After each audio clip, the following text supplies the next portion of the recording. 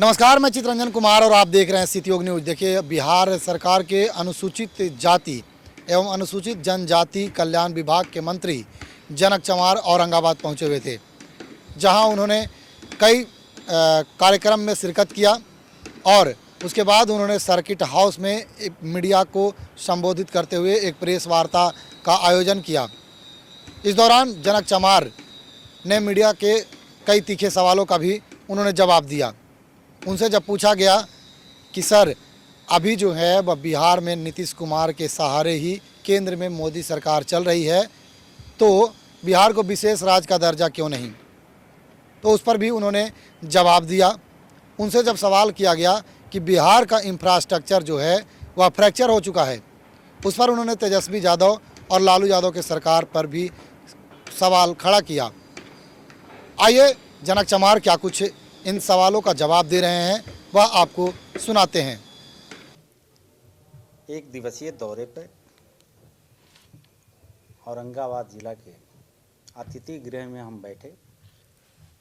सम्मानित हम सबके नेता पूर्व सांसद आदरणीय श्री सुशील सिंह जी, सम्मानित नेता विधान पार्षद सदस्य आदरणीय श्री दिलीप सिंह जी, सम्मानित जिले के कप्तान जिला अध्यक्ष आदरणीय श्री मुकेश शर्मा जी, और आप सभी पत्रकार, print media, electronic media, social media, मैं तहे दिल से आप सबको आभार, अभिनंदन, धन्यवाद देता हूं। दुख के साथ मुझे कहना पड़ रहा है कि आज के आना इसलिए सुनिश्चित हुआ कि नवीनगर थाने के अंतर्गत अंबा गांव में एक अप्रिय जो घटना प्रिंट मीडिया, इलेक्ट्रॉनिक मीडिया के माध्यम से भी सरकार को संज्ञान में आई। सरकार के मंत्रिपरिषद का सदस्य होने के नाते समाज में समन्वय बना रहे, समाज में भाईचारा बरकरार रहे, त्वरित सरकार के द्वारा और पार्टी के एक शिष्टमंडल के रूप में मुझे निर्देशित किया गया। मैं स्वयं अपनी पार्टी के शिष्टमंडल सहित घटनास्थल का दौरा किया, पीड़ित परिवार से मिला, उनकी दुख दर्द को हमने सुना और सरकार के द्वारा एक राशि पीड़ित परिवार को उपलब्ध कराना होता है, जो जिले के कल्याण पदाधिकारी के नेतृत्व में 4,12,000 कुछ रुपये का चेक भी उस परिवार को उपलब्ध कराया गया। उस घटना से सभी समाज के लोग मर्माहत हैं। अपराधी अपराधी होता है, अपराधी कोई भी हो तो कानून उस पर काम करती है, और मैं कानून पे पूर्ण भरोसा रखता हूं। समाज को भी मैं बताता हूं कि कानून को किसी को अपने हाथ में लेने की आवश्यकता नहीं है। कानून को स्वतंत्र रूप से काम करने देने के लिए बाध्य भी नहीं करना चाहिए। कानून मुझे लगता है कि निश्चित रूप से काम भी कर रही है, और कानूनन जो प्रशासनिक अधिकारी है, वो थाना का हो, जिला का हो, अनुमंडल का हो, जो सच्चाई होगी वो सामने आ जाएगी। तो थोड़ा सा संयम सबको हमने वहाँ अपील किया, आग्रह किया, और ख़ास करके मेरा आप लोगों के माध्यम से समाज को अपील करना चाहता हूँ कि नाजायज़ तरीके से कोई व्यक्ति कोई फंस न जाए। जानबूझ करके साजिश षड्यंत्र करके कई प्रकार की अड़चनें आती है, तो उससे भी समाज को देखना चाहिए। और जो सही में मुजरिम है, तो उस मुजरिम को पुलिस स्वयं तहकीकात कर रही है, जांच कर रही है, और जांच के दायरे में जो भी मुजरिम होगा वो कानूनी कार्रवाई होगी। निश्चित रूप से कानून पे सबको भरोसा रखने की आवश्यकता है। दूसरा, मैं अभी मंत्रिपरिषद और खास करके अनुसूचित जाति जनजाति कल्याण विभाग का मैं काम देख रहा हूँ। बड़े पैमाने पर राज्य की सरकार, आदरणीय नेता नीतीश कुमार जी, देश के नेता आदरणीय नरेंद्र मोदी जी, केंद्र और राज्य मिलकर के कमज़ोर वर्ग के लिए अनुसूचित जाति जनजाति की वो छात्र हो, महिला हो, किसान हो, पुरुष हो, सबके लिए एक ऐसी योजना बनी हुई है जो उसके घरों में खुशहाली कैसे आए, उनके बच्चे कैसे स्कूल तक जाएं, उनके परिवार कैसे शिक्षित बने, आर्थिक स्थिति कैसे सुदृढ़ हो, ये सरकार एक योजनाबद्ध तरीके से अनुसूचित जाति जनजाति कल्याण विभाग में काम चल रहा है, जिसको लेकर के मैं औरंगाबाद ज़िले में लगभग 250 विकास मित्रों का अभी कलेक्टेरिएट के सभागार में हमने मीटिंग किया। संबंधित सभी पदाधिकारियों के समक्ष उन लोगों को एक निर्देशित किया गया कि जितने अनुसूचित जाति की बस्तियां हैं, हर पंचायत में 29,66,000 रुपये का सामुदायिक वर्कशीट बनाना है। जो अब तक 12 सामुदायिक वर्कशीट प्रस्तावित था, जो काम चल रहा है, इसके पूर्व में भी कई जगहों पे बन चुका है, तो ये उनके परिवार में उस पंचायत में लाभ पहुंचाना है। अब तक 720 आसन का लगभग 50 करोड़ की लागत से एक विद्यालय बनना होता है। एक विद्यालय बन करके बहुत जल्दी 2-4-10 दिन में हस्तांतरित हो जाएगा। एक विद्यालय पूर्व से संचालित हो रहा है। 3 विद्यालय अभी प्रस्तावित है, एक का टेंडर हो चुका है, 2 का टेंडर होने की प्रक्रिया में है। तो लगभग ये 6 विधानसभा का जिला है, 5 यहाँ आपके 720 आसन का अनुसूचित जाति जनजाति कल्याण आवासीय विद्यालय 2 चल रहा है, 3 चलने की 4 चलने की यहाँ प्रस्तावित है, वो भी बन के तैयार हो जाएगा। उसी कड़ी में मैं आगे बढ़ाते हुए अनुसूचित जाति के छात्रों के लिए जो कल्याण छात्रावास के नाम से जाना जाता है, वहाँ अनुसूचित जाति के बेटा को जो कॉलेज में पढ़ते हैं उनकी दाखला होती है। एक व्यक्ति को महीने का 1,000 रुपया केंद्र सहयोग राशि देती है और उनको 9 केजी और 6 केजी गेहूं और चावल केंद्र के द्वारा उपलब्ध कराया जाता है कि गरीब के अनुसूचित जाति के बच्चे वो छात्रावास में रह करके भोजन कर सकें और उनके माली हालात जो कमज़ोर होते हैं तो पर मंथ यानी साल का 12,000 रुपये सीधे उनके अकाउंट में ट्रांसफ़र किया जाता है सरकार के द्वारा।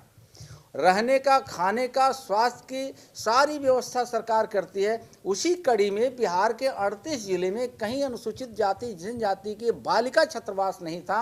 अभी राज्य के मुखिया आदरणीय नीतीश कुमार जी और केंद्र सरकार काफ़ी सजग है, चिंतित है। तो आने वाले दिनों में 38 जिले में 100 आसन का महिला जो बालिका विद्यालय के साथ साथ उसको छात्रावास का निर्माण करने की प्रस्ताव आ रहा है। मुझे लगता है कि छोटे छोटे समाज को बड़े पैमाने पर कैसे मुख्य धारा में जोड़ा जाएगा, इस पर मेरे विभाग चिंतित है और काम भी कर रही है। उस काम को लेकर के मैं आज सभी संबंधित विभाग के पदाधिकारियों के साथ, अपने विकास मित्रों के साथ लंबी चर्चाएं की। जो कमियां रह गई, जैसे सरकार का मद निषेध के द्वारा बच्चे कैसे शिक्षित बनेंगे, उनके घरों में कुपोषण कैसे दूर होगा, बाल विवाह कैसे रुकेगा, दहेज प्रथा कैसे रुकेगा, नाना प्रकार की जो कुरीतियां हैं, ये सरकार की योजनाबद्ध तरीके से मेरे नेता राज्य के नीतीश कुमार जी या देश का नेता नरेंद्र मोदी जी के नेतृत्व में संयुक्त गरीब को आगे बढ़ाने का एक काम योजनाबद्ध तरीके से चल रहा है। उस काम को अमली जमा पहनाने के लिए मंत्री होने के नाते 1 दिवसीय मैं यहाँ आपके बीच में हमने चर्चा किया। बहुत बहुत धन्यवाद। बीच के रहने वाला हूँ और खास करके बिहार के नागरिक होने के नाते मैं जिस समाज से आता हूँ उस समाज को पूर्ववर्ती सरकार ठगने का काम किया था। इसी बिहार राज्य में पूर्ववर्ती सरकार ने कहती थी कि घोंघा चुनने वालों, मछली मारने वालों, मुर्गा मुर्गी पकड़ने वालों, पढ़ना लिखना सीखो, कतनी तो कुछ था, करनी कुछ था। दूसरे तरफ वो मंच से बोला करते थे कि स्कूल की जरूरत नहीं, चरवाहा विद्यालय उन्होंने खुलवाया।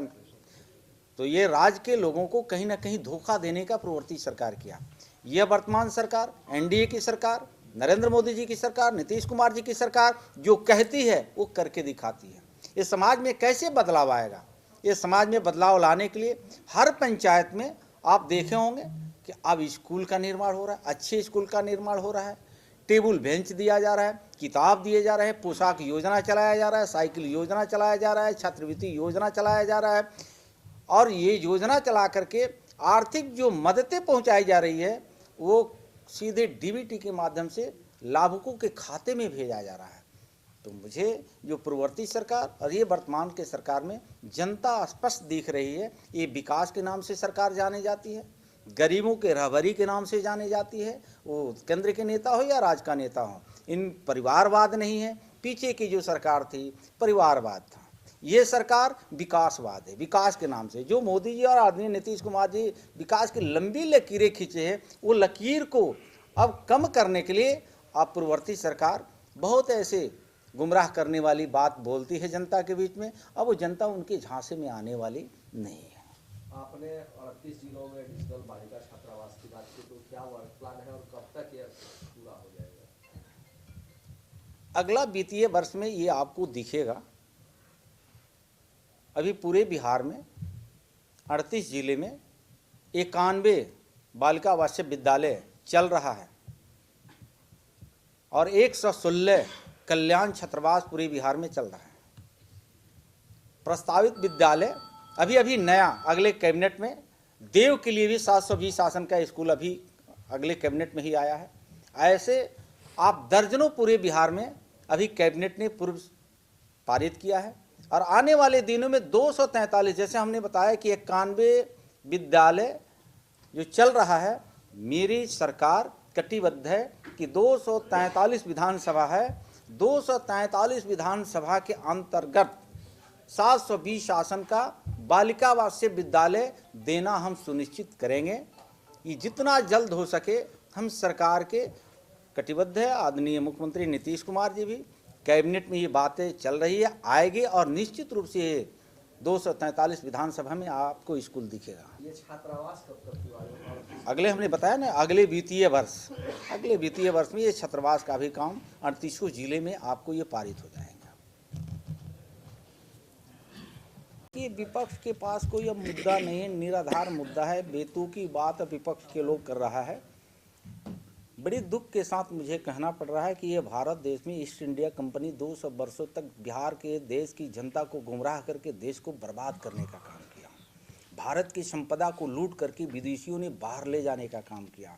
ईस्ट इंडिया कंपनी को देश के सर्व समाज के लोगों ने लड़ करके भगाया तो जरूर, लेकिन ईस्ट इंडिया कंपनी के आड़ में यहाँ देश और प्रदेश में एक प्राइवेट लिमिटेड कंपनियाँ चल रही है। उस प्राइवेट लिमिटेड कंपनी का चेयरमैन यहाँ तेजस्वी यादव जी हैं, यूपी में अखिलेश यादव जी हैं, बंगाल में ममता बनर्जी जी हैं, आपके झारखंड में हेमंत सोरेन जी हैं। पूरे देश के सभी राज्यों में प्राइवेट लिमिटेड कंपनी बना करके उनके पिताजी शासन किए, उनके पुत्र जी शासन कर रहे हैं, पुत्र के पुत्र जी शासन करेंगे। ये देश में एक ही पार्टी है जिसका नाम है भारतीय जनता पार्टी, जिसका आवरण बहुत बड़ा है, जिसका नाम एनडीए पड़ता है। एनडीए किसी वंशवाद, परिवारवाद, राजतंत्र से निकल करके नहीं, एक गरीब का बेटा जिसकी माँ दूसरे के घरों में रोटी और कपड़ा मजदूरी करके अपने बेटा को लालन पालन किया, जिसका नाम नरेंद्र मोदी जी है। जब से गरीब का बेटा देश का प्रधानमंत्री बने हैं, एनडीए के जो घटक मजबूत हुआ है, प्राइवेट लिमिटेड कंपनी को पेट में दर्द बढ़ गया है। लेकिन देश की जनता का आशीर्वाद नरेंद्र मोदी जी के साथ है, बिहार की जनता का आशीर्वाद नीतीश कुमार जी के साथ है, एनडीए के साथ है। तो किसी तरह आरोप प्रत्यारोप का दौर जो चल रहा है, बाबा साहब की आपने बात किया, उन महागठबंधन के नेताओं को जानना चाहिए कि इसी बिहार के धरती का रहने वाला गरीब का बेटा जगजीवन राम जी को कांग्रेसियों ने किस तरह से अपमान किया, परम पूज्य बाबा साहब डॉक्टर BR अम्बेडकर जी को कांग्रेसियों ने किस तरह से अपमान किया। इतना ही अपमान नहीं, बाबा साहब अम्बेडकर को आदमकद तैलीय चित्र अगर पार्लियामेंट के अंदर लगाने की बात थी, कांग्रेस कभी उनको पूछा भी नहीं।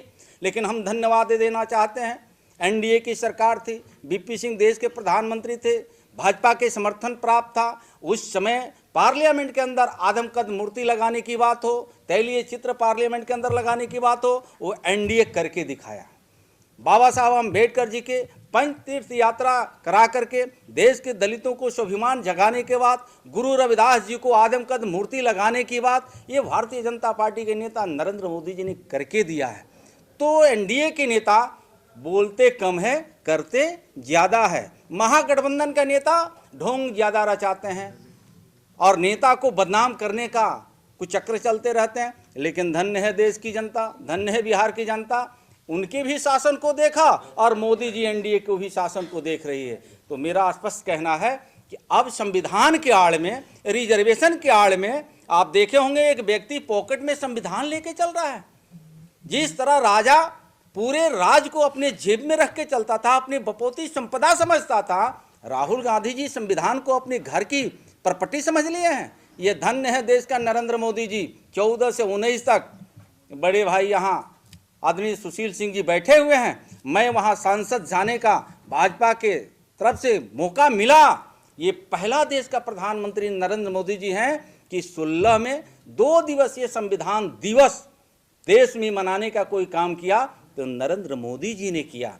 अब देश के गरीबों को, दलितों को, वंचित समाज को बाबा साहब के नाम पर, रिजर्वेशन के नाम पर, संविधान के नाम पर अब कोई गुमराह नहीं कर सकता है। एक गरीब का बेटा उसी संविधान के बदौलत एक कमजोर का नेतृत्व करने के लिए मोदी जी चल चुके हैं। बिहार का नेता नीतीश कुमार जी चल चुके हैं।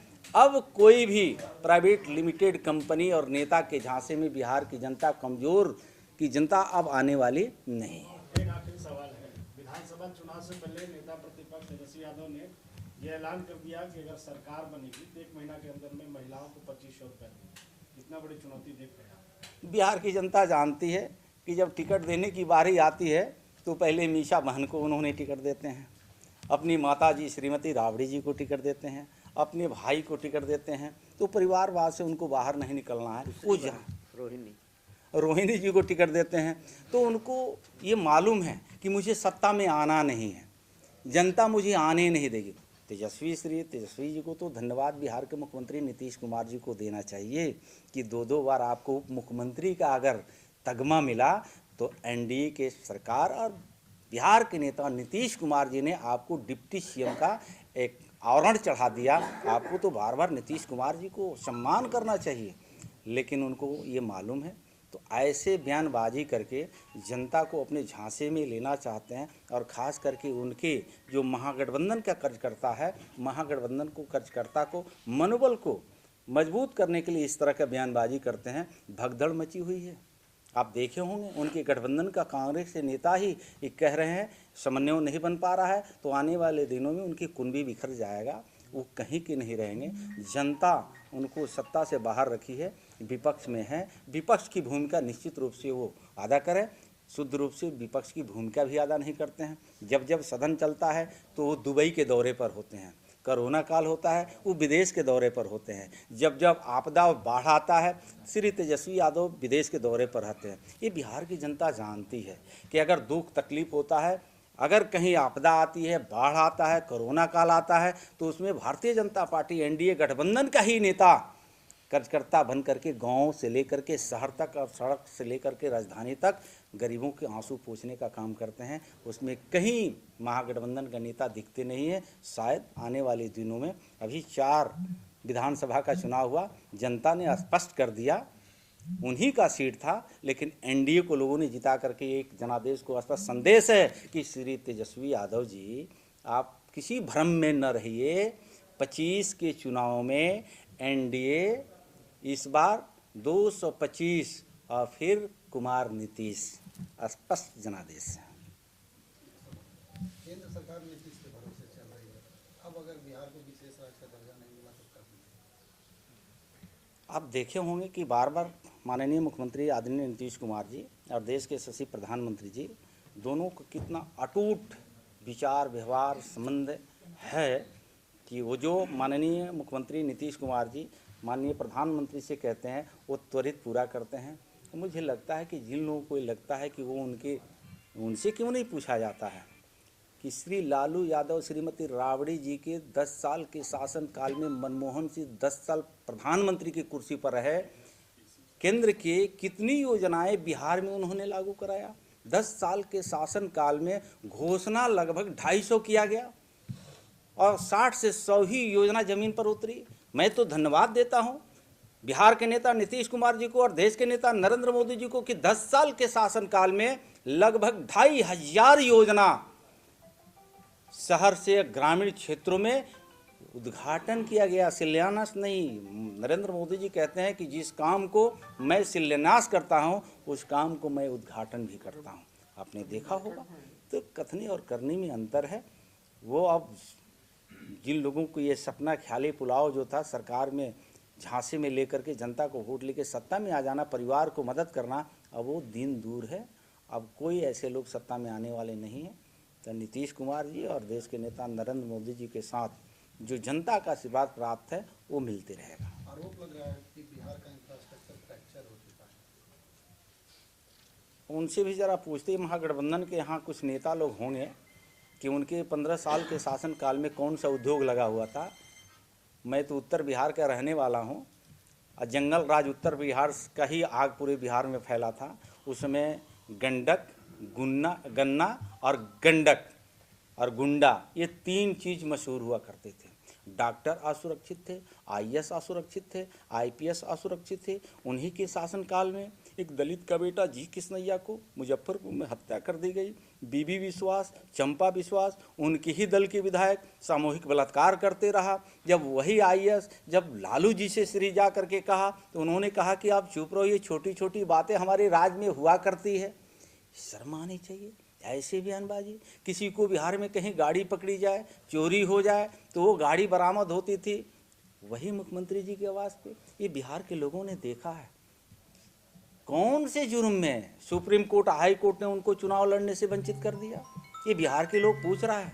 क्या किए थे श्री लालू प्रसाद यादव जी? क्या कर लिए? कम उम्र में इतनी संपदा कैसे आप श्री तेजस्वी यादव जी ने इकट्ठा कर लिया? अब जनता को जवाब क्यों नहीं देते हैं? आप जब सत्ता में आए, माता पिता के आड़ में या आप स्वयं बने कभी, तो आपने बिहार की संपदा को लूटने का काम किया। ये धन्य है नीतीश कुमार जी, चौमुखी विकास किया। धन्य है देश का नेता, देश को चौमुखी विकास किया। ये दोनों नेताओं के सम्मान में बिहार भी आगे बढ़ रहा है और मोदी जी के नेतृत्व में पूरा देश आगे बढ़ रहा है।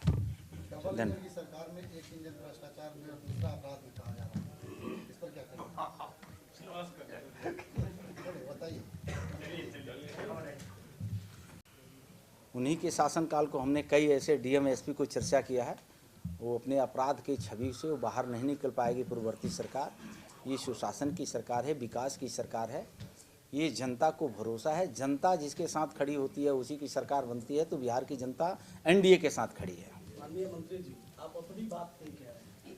सवाल सत्ता पक्ष से होता है, विपक्ष से नहीं। आप सवाल में कुछ और पूछ रहे हैं, आप जवाब कुछ और दे रहे हैं। सवाल पूछ कि जो है बिहार को विशेष आकर दर्जा कब मिलेगा? सवाल पूछने का आपका हक है, जवाब देने का मेरा हक है।